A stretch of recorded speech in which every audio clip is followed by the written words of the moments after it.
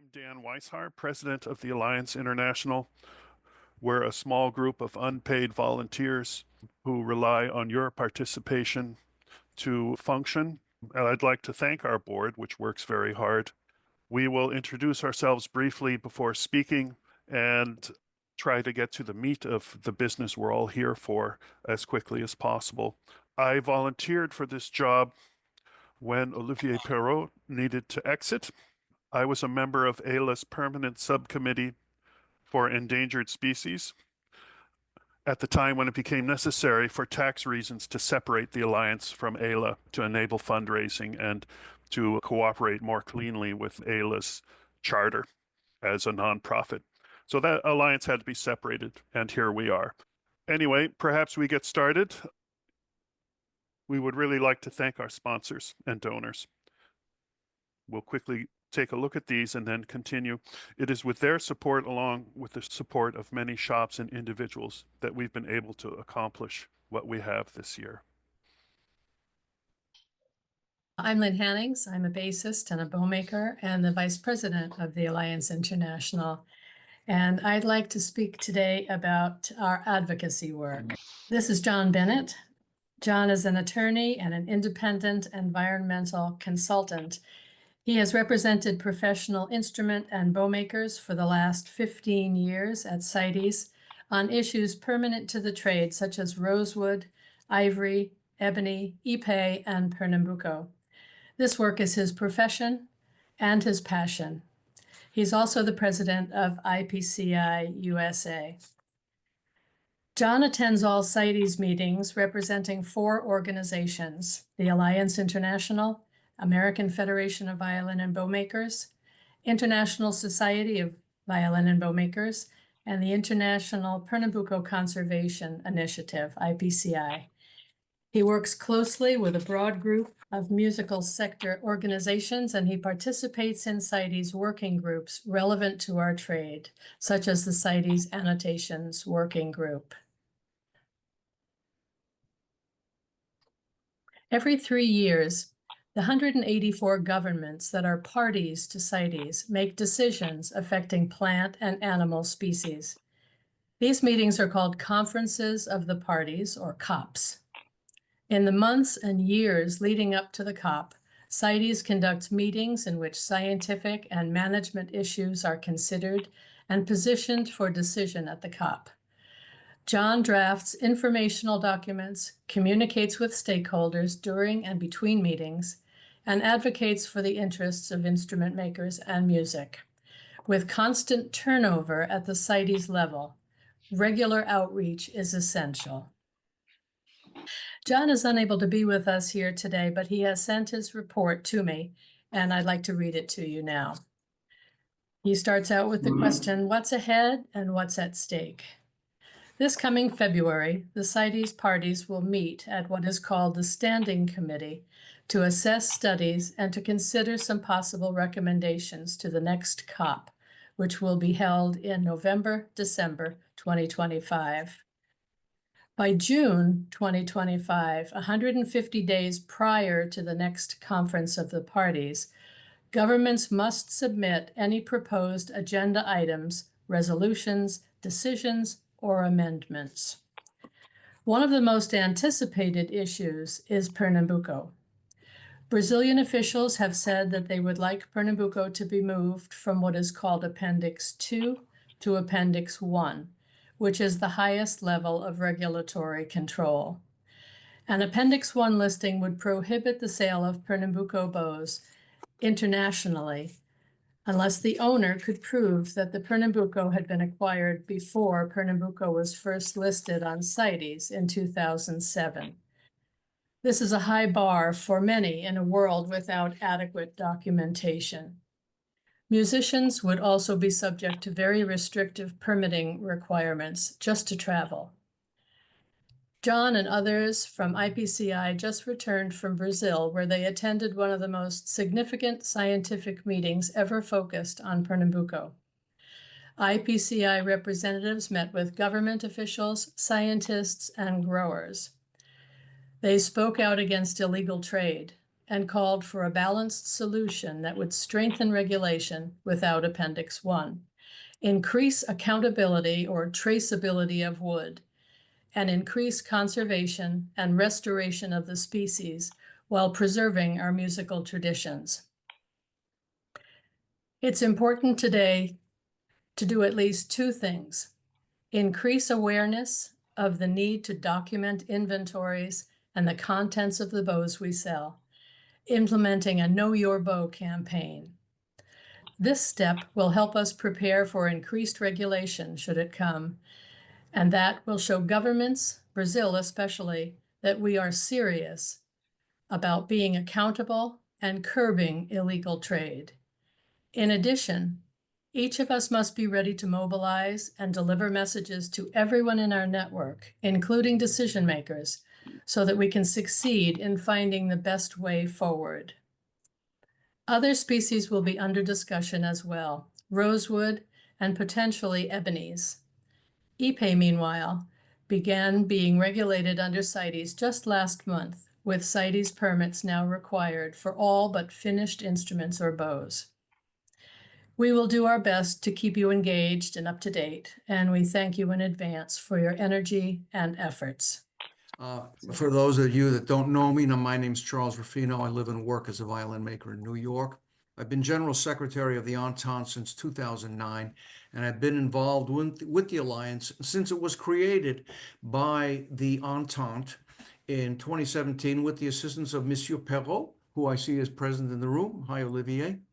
The Alliance was formed because the Entente, which had been spending a lot of money to support environmental initiatives and the work that the Alliance does of advocacy, direct action, and education, the Entente couldn't afford it, and we wanted to create a fundraising arm. As Dan mentioned, because of the structure of the laws that govern the creation and existence of the Entente, we had to the Alliance had to be broken out, and our goal was to eventually have it be an organization with a structure similar to Amnesty International. We're still working on that. That's why the name is Alliance International. We hope to see one day independent national groups. This means that fundraising could occur in each nation with tax benefits to the donors, and then those funds would be pooled to support the work and the shared goals of the Alliance. Going forward, right now, our support of direct action is very important. It's a key part of the reason for the existence of the Alliance. And this year, we've designed a new application process to be efficient and professional. If anybody who is listening or any organization has a worthy project, they should contact Dan directly to receive further information and an application. We hope that with growing support, we can support more projects or fund projects at higher levels. Thanks, and I hand it back to Lynn. So what do we do? How do we support direct action? The Alliance has always been prepared to work with other organizations where the need is greatest. We support the IPCI with international outreach, a regularly updated website, and active social media. We work to inform the greater musical community of the need for conservation, and we work to motivate that community to take action.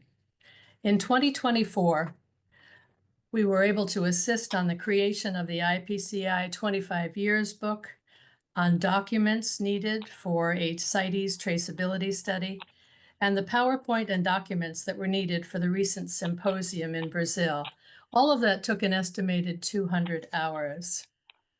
Volunteer hours are an important way for us to support and strengthen our other organizations as they strive to meet their conservation goals.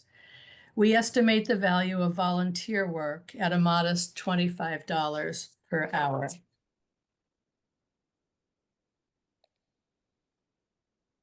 What else do we do in support of direct action?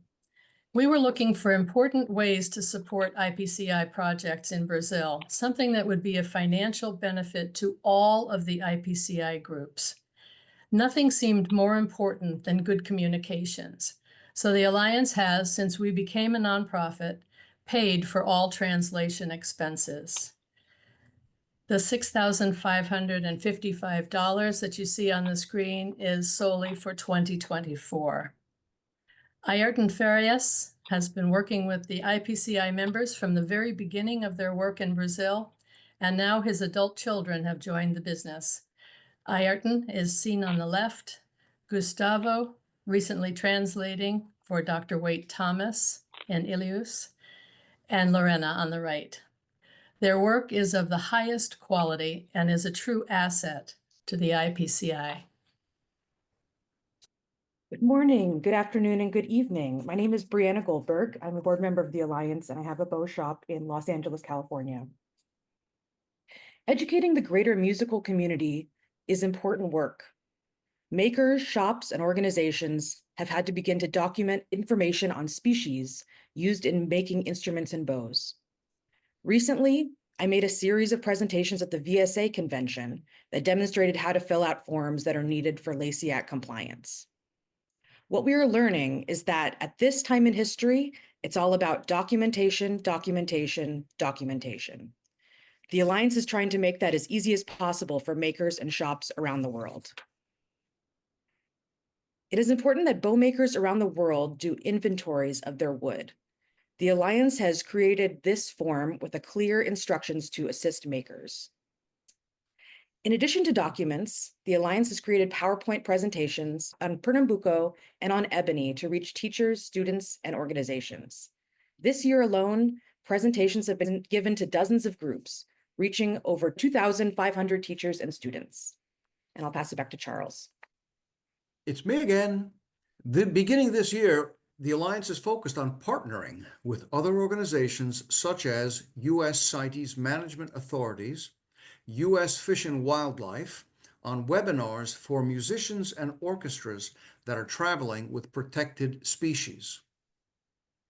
For the first time, LACI Act documentation was required for instrument and bow makers entering competitions in the United States. The Alliance worked with the VSA and Women in Luthiery representatives by producing YouTube videos to assist makers and protect instruments and bows from confiscation, delays, or fines. All instruments and bows, we're happy to report, arrived safely. We partnered with the International Wood Products Association, Executive Director Ashley Amidon, sharing webinars on the LACI Act and upcoming EU environmental regulations. These are known by the acronym EUDR for large audiences. These presentations were recorded and are available at our website. Ashley was also able to attend and speak at the recent VSA convention, and along with the Alliance's Lynn Hannings, spoke to standing room only crowds and met with individuals every free minute over 2 days. This presentation, as well as others, are available on the Alliance website. And Ashley, I can tell you, gives a real bang-up presentation. There's not a quiet moment in it. And I'll hand it over to Chase. My name's Chase Maggiano. In addition to my own shop in Washington, D.C., I take care of the bows at Rare Violins in New York, where I am right now. I'll be talking a little bit about the website and social media. So informing musicians about the species that they rely on is a really important part of this work. We have brochures available in 3 different languages, and the Know Your Bow campaign, which was part of the League of American Orchestras and an Alliance joint initiative. Those documents are available on our website. We try to be active on social media. That's a great way to get things across, but it's also a great way for us to track engagement. So on social media, please look for our posts and newsletters. You can help us by liking and sharing to expand the audience for the Alliance and for this effort. The curriculum for Lutherie schools is also an important part of our work. And our board member and head of the curriculum committee, Kathy Riley, is going to tell you more about that. Kathy. Many of the students in our Lutherie schools are in their late teens and early 20s. By 2060, they will be in their 60s. Over the course of their working lives, the average temperature in temperate climates will likely rise roughly 10 degrees Fahrenheit on average. To understand the work of the curriculum committee, It is helpful to be aware of two international factors that impact the wood species we use to build instruments and bows: climate change and illegal logging. The Intergovernmental Panel on Climate Change set a limit of 3 degrees Fahrenheit for temperature rise by 2030. Unfortunately, we hit that goal in October of 2024. Scientists tracking endangered species estimate roughly 11,000 species will go extinct by the end of the century if we cannot control that increase in temperature. Endangered, threatened, and vulnerable species like Pernambuco and the ebonies we use are likely to be on that list. The average temperature change will impact deciduous forests around the world. In Europe, the prolific European beech is struggling in Germany with persistent drought conditions. A study reported on by the Tunen Institute stated, European beech is a typical tree of Central Europe. The highly competitive tree species has long been considered a hopeful candidate for climate-stable mixed forests, but is now also increasingly suffering from climate-induced drought. A Woods Hole research study of 40 tree species in the U.S. finds red maple, sugar maple, and red spruce among the species most vulnerable to warming temperatures. The latest study, published in Global Change Biology, predicts that warming temperatures across the eastern U.S. will alter the distribution of a range of tree species, leaving many too vulnerable to adapt to changing climate. Aggravating the impact of climate change, we have illegal logging. The USDA estimates the value of the international illegal timber trade, like the Wagner Group, is between $30 to $100 billion per year. Illegal logging helps fund organizations like the Wagner Group and drug cartels. To reduce illegal logging of threatened wood species, new legislation focuses on eliminating demand through laws like the Lacey Act and the European Union Deforestation Regulation. Given the challenges ahead, our committee's goal is not to dictate answers. Our goal is to provide Lutherie schools and students with information and the resources needed to evaluate new materials, develop sustainable wood sources, and successfully navigate new regulations and laws related to climate change and the international illegal timber trade. As noted last year, we began with ebony PowerPoints, given the school survey conducted in 2023. We conducted the pilot project to evaluate the draft ebony PowerPoints from fall 2023 through the spring of 2024. 4 of the 5 schools tested the PowerPoints. The first test run in Chicago went well. The Quebec, Parma, and the Cremona School test runs were successful, and those schools have incorporated ebony alternatives into their curriculum. In November 2024, the Mirecourt School conducted their first ebony alternatives test run, and the Mark Nakirkin School program is interested in receiving more information as well. We incorporated feedback from the pilot runs and completed 2 PowerPoint presentations. The first covered ebony species and the evolving regulatory landscape. We looked at our misperceptions of ebony, showing the variety of genus and species we have moved through over the past 200 years. Rémi Rouleau of the Quebec National School added illustrations to help us visualize the decline in the quality and physical strength of the ebony stock we purchased over the past 25 years. Students get a glimpse of how climate change and human impact alter the wood species we have used. We introduced some of the layers of legal restrictions on the trade of products containing endangered species.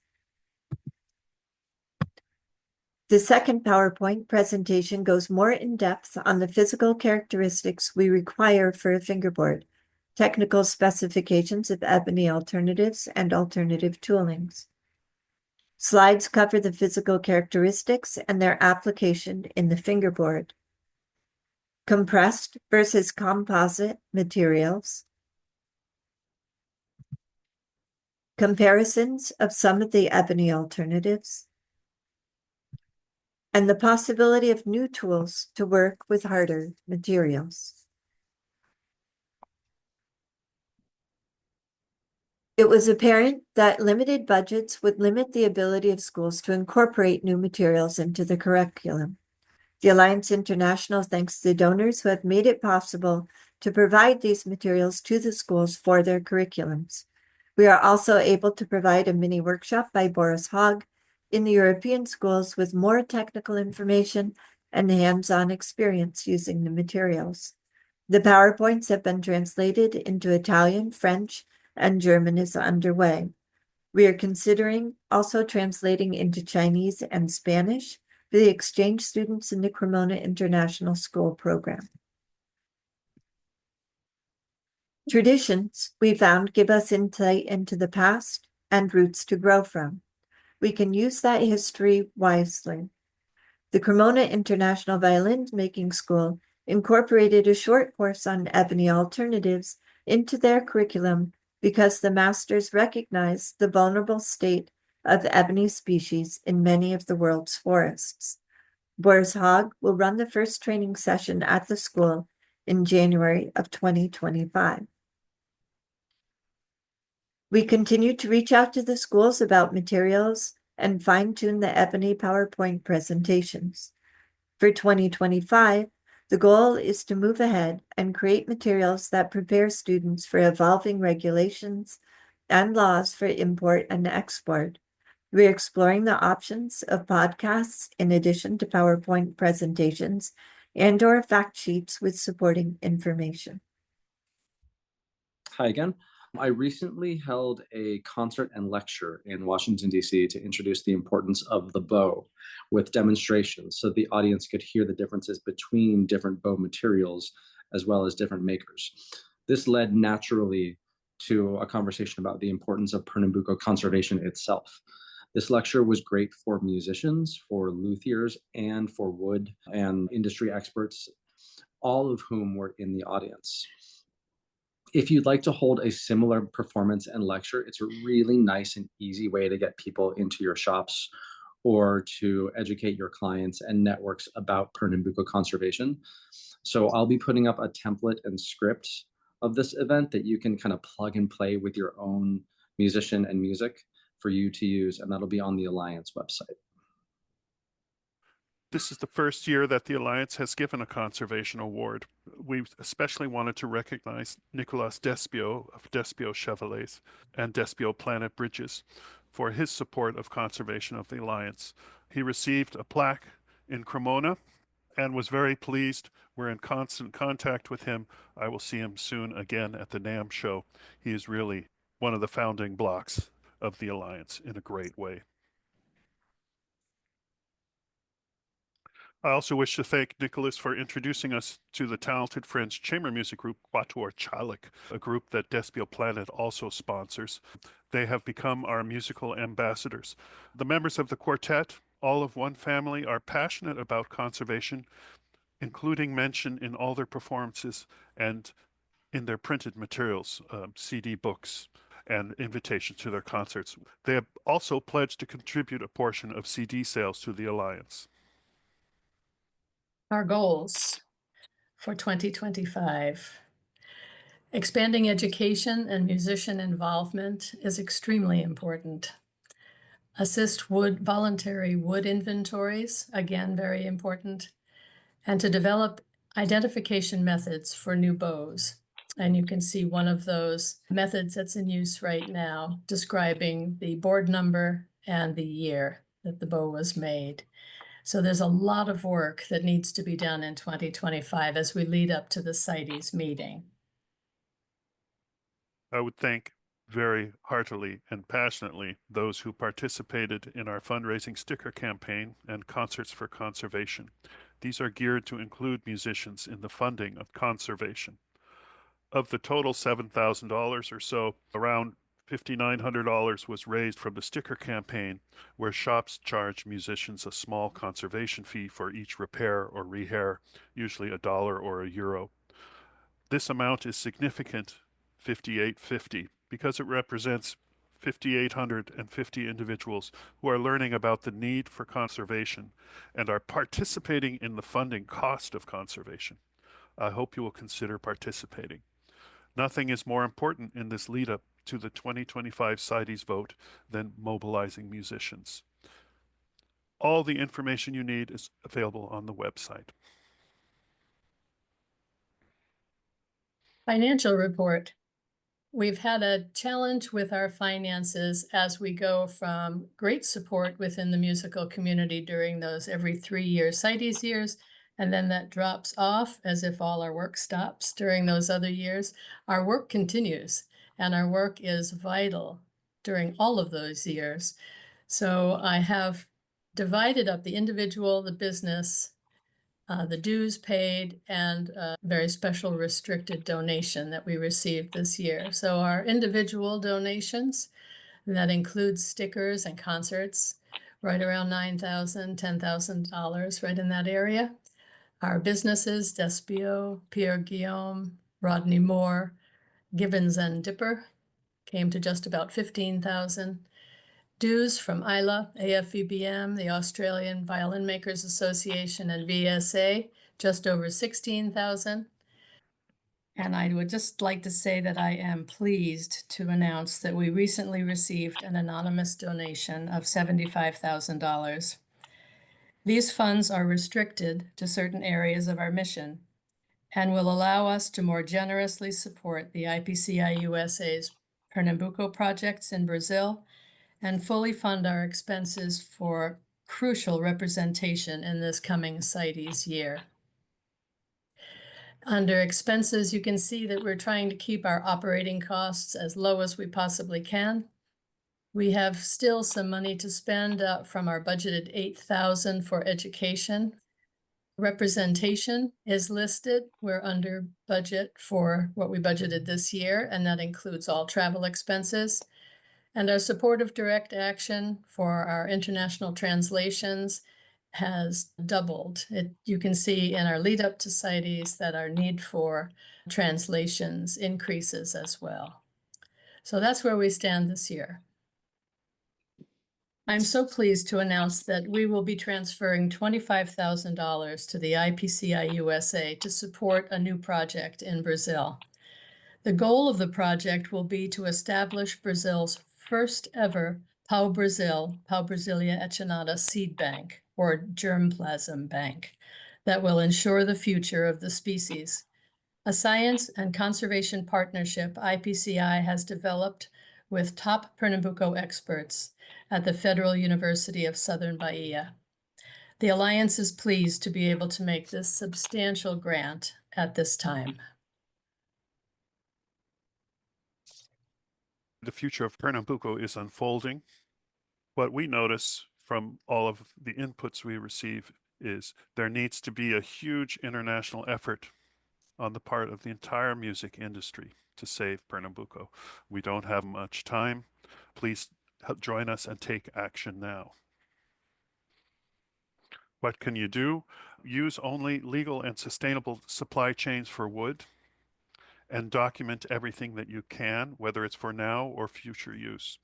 Stay informed of evolving regulations and compliance, and it involves a lot of talking and outreach, which we all do in many directions, and it's not easy, but it's very important. Mobilize musicians and the entire music industry to support Pernambuco conservation. Together we can do it. I just would like to thank everyone for coming today. Thank you very much. We're looking forward to a very successful 2025 with all of your support. Thank you. Terrific. Thank you. Any questions, feel free to reach out to the board, to me, to Lynn, to Charles, to Brianna, to Chase. Anyone you feel comfortable with, we'll do our best to further any conversation. Thank you so much for your support and attention.